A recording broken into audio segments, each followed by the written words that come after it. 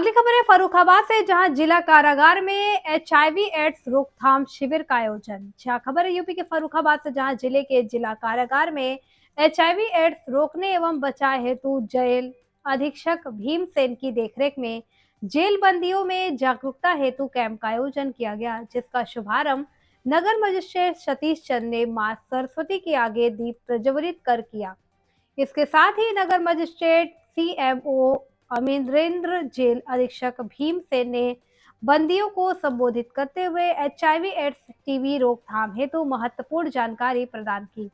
साथ ही उन्होंने कहा कि एचआईवी एड्स को रोकने में सभी लोगों का सहयोग आवश्यक है। इस मौके पर कारागार उप अधीक्षक उप CMO Neetu Verma, ICTC counsellor Vijay Singh, LTI counsellor Abhisheka Shukla, ICTC LT Amit Kumar, TB HIV को ऑडिटर वंदना सिंह, पीपीएम वेद प्रकाश का जीरो अधिकारी टीआई एवं कारागार में संबंधित सभी अधिकारी मौके पर मौजूद थे। देखिए फर्रुखाबाद से डिस्ट्रिक्ट इंचार्ज मितेश कुमार सिन्हा की रिपोर्ट। एचआईवी है, इसकी बचाव के बारे में बताया है। जैसे हम कहीं इलाज कराने जाते हैं तो अगर इंजेक्शन मुझे हम किसी को लगना है तो नई डेट से लगवाना चाहिए, ठीक है।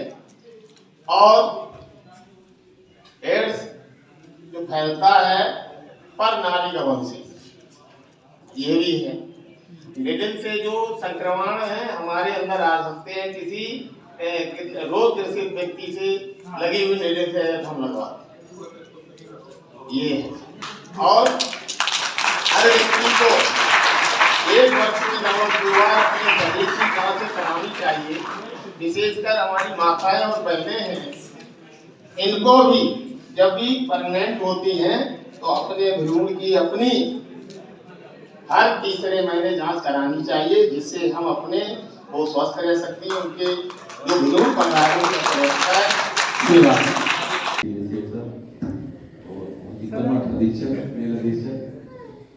हमारे डॉक्टर साहब और हमारे डॉक्टर माथुर साहब, सामने बैठे हमारे जितने भी बंधु हैं, बहनें हैं, सभी को अभिनंदन। आज जो गोष्ठी हो रही है ये उत्तर प्रदेश राज्य एड्स नियंत्रण सोसाइटी की तरफ से, इसकी तरफ से हो रही है। इसमें बहुत से वक्ताओं ने अच्छी आपको बातें बताई, मेरे लिए कुछ बताई नहीं कहने को। जैसे कि मैडम ने बताया, एड्स एक एचआईवी होता है, वायरस होता है जो कि 4 तरह से शरीर में प्रवेश करता है। पहला असुरक्षित यौन संबंध, दूसरा संक्रमित सुई, संक्रमित खून, और गर्भवती मां अगर संक्रमित है तो उसके होने वाले बच्चे में हो सकता है, ठीक है। तो कुछ बातें जो छूट गई, जैसे कि मैं सर से आग्रह करूंगा शिक्षक साहब से, ये सर दाढ़ी वाड़ी कैसे बनाते हैं? हमारे अलग सारे कैदी बनाते हैं, सब अलग अलग बनती है। सबके लेजर अलग होनी चाहिए, ब्लेड यूज होता है, ब्लेड यूज होता है, ब्लेड यूज होता है, सबके लिए सिंगल ब्लेड यूज होता है। दूसरा, बाजार में जैसे नाई होते हैं, जैसे डॉक्टर साहब बताया, ब्लेड चेंज जरूर करवाना चाहिए नाई से, एक दूसरे को ब्लेड शेयर नहीं करना है। सुई का बता ही दिया, संक्रमित सुई नहीं होनी चाहिए। जैसे कभी कभी होता है, मैं खुद यूज करता था, सुई नहीं लाया तो उसको उबालता था पहले नई सुई को, 20 मिनट तक उबालने से सारे वायरस बैक्टीरिया उसमें खत्म हो जाते हैं। अगर वो होगा भी गलती से तो वो मर जाएगा। और जो गांव में जो होता है, देखा होगा आपने, कान नाक लड़कियों को छदवा देते हैं, कान नाक है ना, उसको भी सुई होती है, वो बिल्कुल उबाल के करवाना चाहिए होगा। वो गाँव में आता ना, नाक छदा लो, कान छदा लो, वो शेयर कर देता सुई को, उससे भी बीमारी होने की संभावना रहती है। जो जैसे कि मैम ने बताया, एचआईवी या एड्स ये नहीं फैलता है हाथ मिलाने से, साथ खाना खाने से, कपड़े शेयर करने से, बिल्कुल नहीं फैलता। ये सब भ्रांतियाँ हैं। और अगर किसी को है, जांच होगी इसकी, उसमें अगर किसी को निकलता है तो उसकी बिल्कुल गुप्त रखा जाएगा उस चीज़ को, और उसका ART सेंटर पर इलाज किया जाएगा। मेरा कोई गुजारिश है सभी लोग अपनी जाँच करवाएं, जिससे कि हम उसको पकड़ सकें बीमारी को। धन्यवाद। में आए हुए माननीय सीएमओ साहब, सुप्रिंटेंडेंट साहब, सम्मानित चिकित्सकगण एवं स्वास्थ्य कार्यकर्ता, अभी आपको हमारे चिकित्सक महोदय द्वारा काफी विस्तार से एड्स, टीबी और सिफिलिस के बारे में बताया गया। एड्स क्यों होते हैं, यानी HIV। एड्स का फुल फॉर्म होता है एक्वायर्ड इम्यूनोडेफिशिएंसी सिंड्रोम। इसमें से कितने लोगों को पता है कि एड्स क्या चीज है, क्या बीमारी होती है? किसी को पता है? एड्स, HIV एड्स के बारे में किसी को कुछ पता है? कोई बताएगा? और टीबी के बारे में किसी को कुछ पता है? टीबी सब लोग जानते हैं। टीबी बहुत पुरानी बीमारी है। टीबी के बारे में कोई बताएगा? टीबी क्या होती है? टीबी एक लंग्स डिजीज है, फेफड़े की बीमारी है जो एक बैक्टीरिया से फैलता है और ये बड़ा संक्रामक टाइप की बीमारी होती है। टीबी हमने बताया आपको। आप लोग बिल्कुल खामोश हैं, कुछ पता नहीं रहे हैं। एड्स के बारे में भी मैडम ने बताया काफी विस्तार से। HIV के बारे में, HIV क्या है, इससे बचाव कैसे किया जा सकता है, आदमी कैसे लंबे समय तक जीवित रह सकता है इसके बारे में मैडम ने, डॉक्टर साहब ने काफी विस्तार से आप लोगों को बताया है।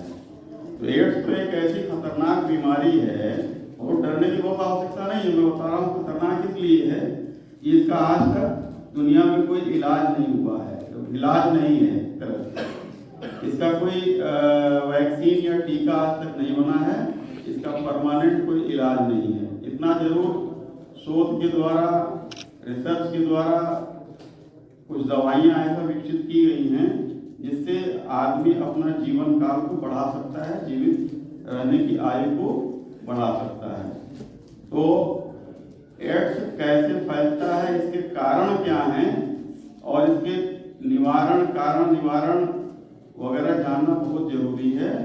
जानकारी ही सबसे बड़ा बचाव है। तो जानकारी एड्स के बारे में, टीबी के बारे में हम समझते हैं कि सभी लोग लगभग जानते हैं कि टीबी क्या चीज है, लेकिन बोल नहीं रहे कोई लोग। यहाँ पे बात अलग है। टीबी के बारे में सब लोग जानते होंगे। एड्स के बारे में, HIV के बारे में नाम सुना होगा, लेकिन इसका कारण बहुत लोग नहीं जानते। कारण क्यों फैलता है और इसके क्या क्या प्रिकॉशन बरतने चाहिए, क्या क्या सावधानी बरतनी चाहिए और कैसे नहीं फैलता है, इसके बारे में भी जानकारी अभी डॉक्टर मैडम ने बताया आपको विस्तार से। तो जानकारी ही बचाव है। जानकारी हमारे स्वास्थ्य की रक्षा करेगा और उस जानकारी को अपने प्रैक्टिकल अनुभव में ले आए और अपने जीवन में सार्थक बनाएं और प्रयोग करें इसको। और जितने भी अभी टेस्ट होने वाले हैं डॉक्टर साहब द्वारा आप लोगों के टेस्ट किए जाएंगे, सारे टेस्ट कराएं ताकि पता चल सके कि हमें कौन सी बीमारी है या कौन सी बीमारी है या नहीं है। अगर है तो उसका समय रहते इसका इलाज किया जा सके। इन्हीं शब्दों के साथ अपनी बात समाप्त करना चाहूँगा।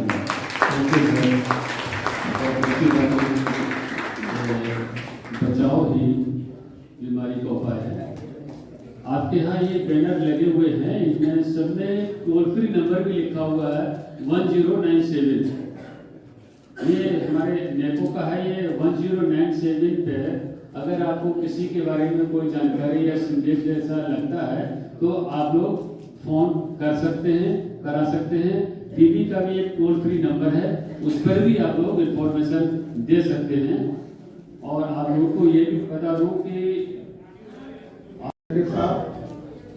परम आदरणीय CMO साहब, तो मैं मेरे अग्रज हैं तरीके से मैं आपका इस कार्यक्रम में बहुत स्वागत करता हूं। जैसा कि बंदियों को शायद कम जानकारी होगी, ये प्रोग्राम जो है राज्य सरकार के दिशा निर्देश पर राज्य एड्स नियंत्रण सोसाइटी द्वारा सभी जेलों में जितने भी हमारे कैदी बंद हैं, इस समय उत्तर प्रदेश की जेलों में करीब 1,12,000 कैदी बंद हैं, उनकी सबकी जांच नाकों के माध्यम से टीबी की, HIV की, सिफिलिस की, हेपेटाइटिस की, ये सारी जांचें एक साथ कराई जा रही है।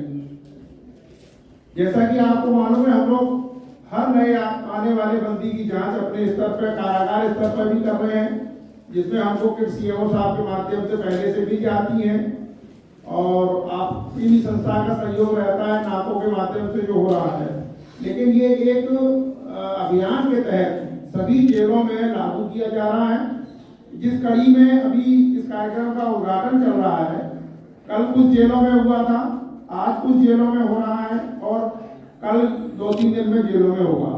इसके बाद ये फिर लगातार 3-4 दिन में सारे बंदियों की जांच होगी।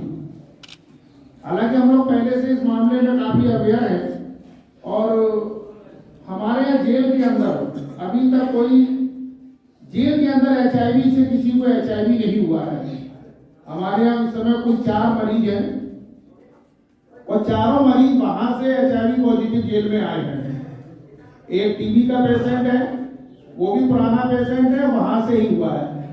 रखे रहो अपने अपने पास रख। इस मामले में हम अपने चिकित्सीय स्टाफ की तारीफ और प्रशंसा करना चाहेंगे। कोई HIV पॉजिटिव है, जो लोग 4 आए हैं वो बाहर से आए हैं, कुछ लोग छूट के भी चले गए और जितने लोग भी आए हमने सबका जो ART का सेंटर है वहाँ रजिस्ट्रेशन कराया है, बराबर सबको दवा मिली है। घरों को वो छूट के चले गए तो हमने उनका कार्ड उनको दे दिया। हमारे पास 1-2 महीने की दवा थी तो हमने उनको दवा भी दी है और वो स्वस्थ हैं। जैसा कि डॉक्टर साहब ने और मेडिकल लाइन के जो लोग बैठे हैं इन्होंने आपको बताया है, HIV लाइलाज जरूर है लेकिन क्यूरेबल है, उसका इलाज संभव है दवा से और बहुत से लोगों को हो चुकी है, ठीक भी हो चुके हैं और अपना लाइफ अच्छे से जी रहे हैं। लेकिन सबसे अच्छी बात यह है कि ये बीमारी हमें हो ना, इसके लिए हम पहले से उपाय करें तो बहुत अच्छा है। आप सब लोग जानते हैं HIV बाकी अन्य कारणों से जो फैलती है वो फैलती है, वो अलग बात है, उसका परसेंटेज बहुत कम है। लेकिन सबसे ज्यादा अगर HIV फैलती है तो वो हमारी अपनी गलती से ही फैलती है, असुरक्षित यौन संबंध से फैलती है। लोग गांव देहात से कोई बंबई काम करने जाता है, कोई ट्रक ड्राइविंग करता है, कोई ट्रकों में क्लीनर है, वो रात बरात इधर उधर कहीं जहाँ ट्रक खड़ा हुआ वहीं अपने ऐसे गलत तरीके से संबंध बना लेते हैं, वहीं से सबसे ज्यादा फैलती है। 80% HIV का जो फैलाव है वो असुरक्षित यौन संबंध से ही है। बाकी संक्रमित रक्त चढ़ने से भी हो सकती है, नीडल से भी हो सकती है, लेकिन 80% से ज्यादा मेरा अपना मानना है कि वो असुरक्षित यौन संबंध से फैलती है। 95% से ज्यादा आप बता रही है, मेरा तो अनुमान 80% का होगा। तो इसके जिम्मेदार कौन है? इसके जिम्मेदार हम और आप हैं, कोई और नहीं है। अगर आप संयम नहीं बरतेंगे, आप असुरक्षित यौन संबंध अपनाएंगे और फ्रीक्वेंटली इस तरीके से हरकतें करेंगे तो निश्चित तौर से आपको अपनी गलती का खामियाजा भुगतना पड़ेगा, आज नहीं तो कल। विशेष करके जो मुंबई महाराष्ट्र वगैरह में जो काम करने जाते हैं, नई उम्र के जो लड़के जाते हैं काम की तलाश में, वो अक्सर ये गलती करते हैं। फिर वो होता क्या है, वहां संक्रमित होते हैं, फिर अपने परिवार में आ जाते हैं, अपने परिवार को भी संक्रमित कर देते हैं, उनके जो बच्चे होते हैं वो संक्रमित होते हैं।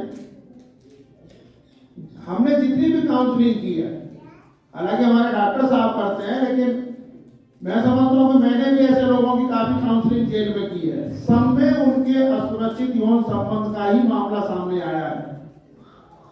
किसी को भी अभी तक जो है, मेरी 32 साल की नौकरी हो गई इस विभाग में, जितनी भी जेलों में हमने HIV के लोगों को देखा, वो किसी में भी इस तरीके से नहीं फैला कि किसी को नीडल लगी हो या किसी को गलत ब्लड चढ़ गया हो।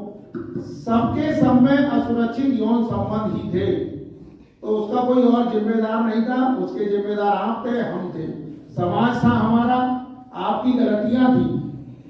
तो अगर उन गलतियों को रोक लिया जाए, अगर उन गलतियों को ना किया जाए तो इस बेमतलब की बीमारी से बड़े आसानी से बचा जा सकता है। तो बहुत बड़ी ऐसी